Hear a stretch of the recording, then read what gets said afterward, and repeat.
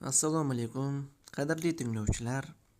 Bugun sizlar bilan O'tkir Hoshimovning Jazo nomli hajviy hikoyasini tinglaymiz. Jazo.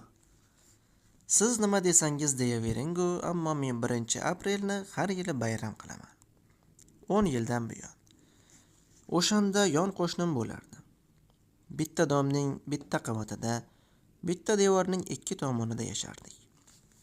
O'lgudek g'alamis edi. Bir kuni devorga marhum dadamning suratini ilib qo'ymoqchi bo'ldim. Bilasiz, beton devorga mix o'tishi qiyin. Amallab qoqib qo'ydim. Ertasiga qarasam, devorning narigi tomonidan bir qarishli mix turtib chiqqan.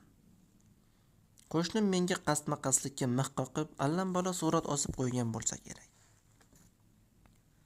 Hayit kuni 4 yashar o'g'lim xursand bo'lsin deb o'yinchoq surnecha olib kelgandim. Qo'shnim allaqaysi kollejda o'qiydigan o'g'liga rostmana karnay olib berdi.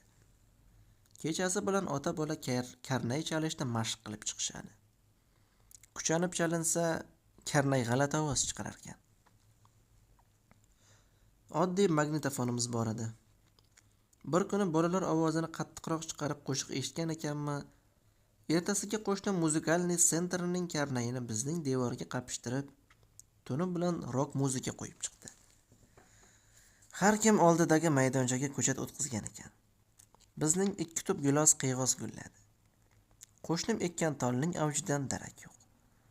Ammo quvonchim uzoqqa cho'zilmadi. Giloslarimiz endi rang kirgizganda qurib qoldi.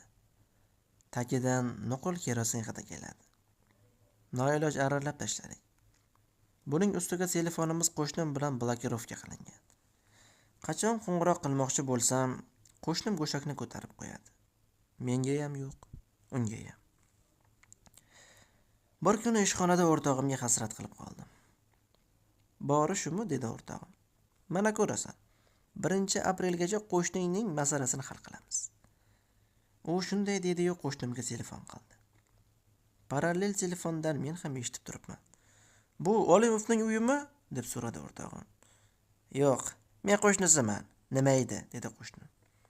Men institutda birga o'qigan o'rtog'iman, dedi do'stim. Olimovni tabriklab qo'ymoqchi edim. Qo'shma korxonaga rahbar bo'pti. Maoshi ham oshgandir, dedi qo'shnim uftordi. Ha, $1 oladi.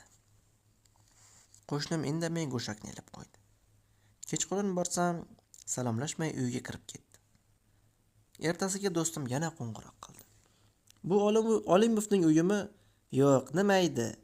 Dedi qo'shnim. Olimovni deputatlikka nomzod qilishgan ekan.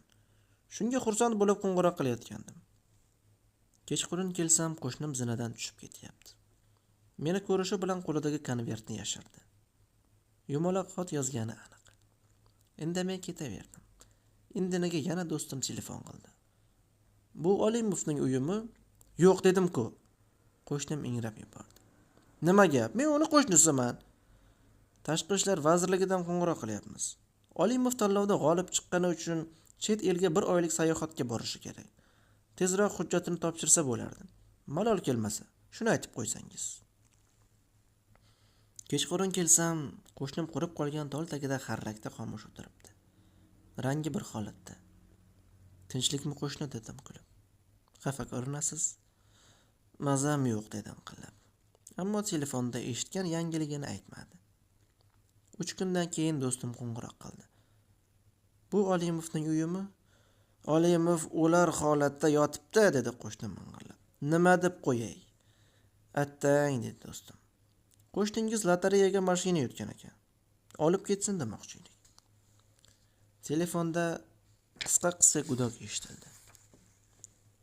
Kechqurun kelsam, qo'shnim yo'q. Yurak o'ynog'i tutib, kasalxonaga olib ketishibdi. 1 oydan keyin qaytib keldi. Ammo uzoq tura olmadi. Bizning domimizdan ko'chib ketdi. O'sha kuni 1-aprel edi. Mana 10 yil o'tibdi. Shundan buyon har gal 1-aprelni bayram qilamiz. Azizlar, bu asardan hamma tegishli xulosa oldi deb o'ylayman. Shuni yodda tuting.